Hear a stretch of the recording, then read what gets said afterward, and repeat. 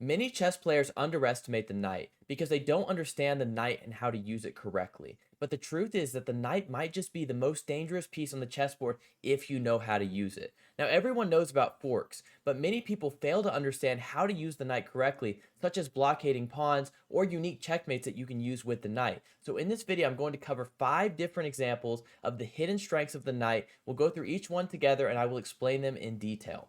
Now, in this first one, what we notice is that black wants to play this move e5 because e5 would activate the bishop and their rooks are both in line to try and support this pawn push. So what we can do, we can use our knight to play the move knight e5. Now, why is this so great and what are we even doing?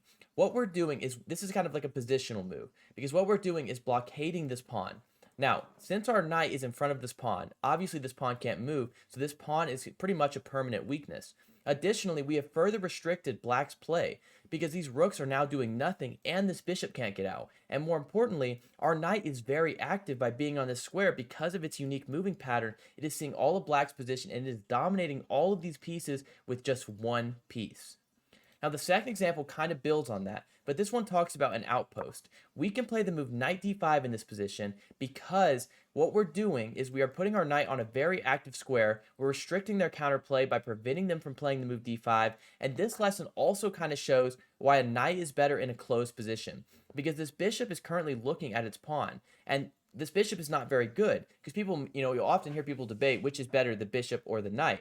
But in this example, the knight is significantly better because even if the bishop were to simply move to like bishop f8, it is still stuck behind this pawn. Meanwhile, your knight is perfectly placed where it needs to be to dominate their side of the board.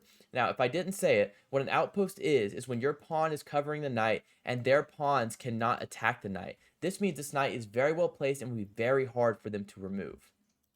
Now, everyone knows about forks, and obviously you guys have seen many knight forks, but this lesson right here really shows why the knight is so great at forking pieces. Now, for those who don't know, a fork is simply when a piece attacks 2 pieces at the same time, and we can do that to actually win this position right here. Now, this looks completely lost because it looks like we just have a knight and a queen, and they have a queen and a rook, but we are actually winning with a huge advantage because of the strength of the knight, because we can play this brilliant move, queen h8, and after they capture, we can now fork these pieces here, and when they move, we won both pieces because of the strength of the knight, and we'll go on to win this game if we were playing this one.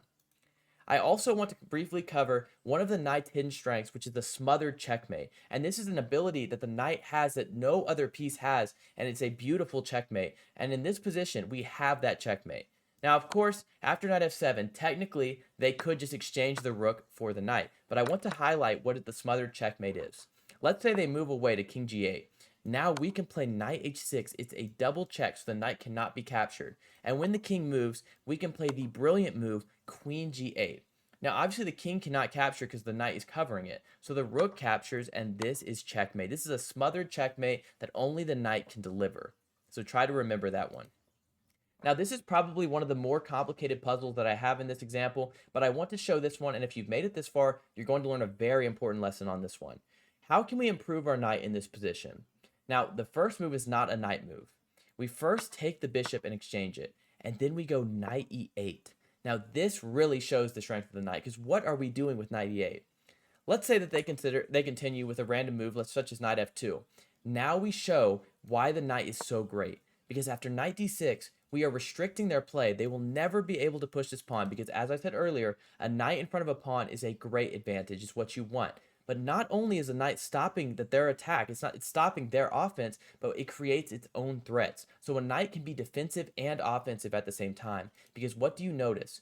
We are currently attacking this pawn, and they cannot protect it. There's no move they can play here to protect this pawn here. Their best move in this position, for example, is a4, in which now we can take the pawn and beat up a pawn.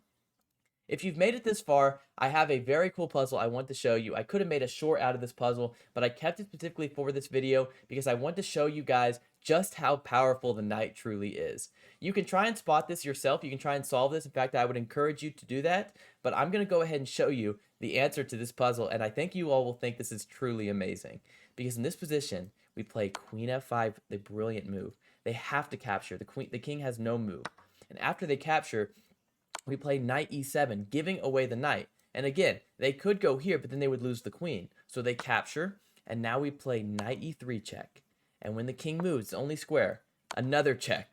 And when the king moves, another check. The only square here, another check. And when the king moves, we keep giving these checks. And at the very last position, because of course they have to go here, this is checkmate with a pawn. This one really just illustrates the strength of the knight and how through all of these forks we were able to win the game. Of course, this is a made-up position. This is not a one that I've encountered or that I don't think anyone's encountered in a game. I believe this comes from just a made-up position, but it really shows the strength of the knight. If there's any other strengths of the knight that you guys would like me to cover, please let me know in the comments. Give this video a like if you did enjoy it. Consider subscribing. I'd love to have you guys. Thank you all so much for watching, and I'll see you in the next one.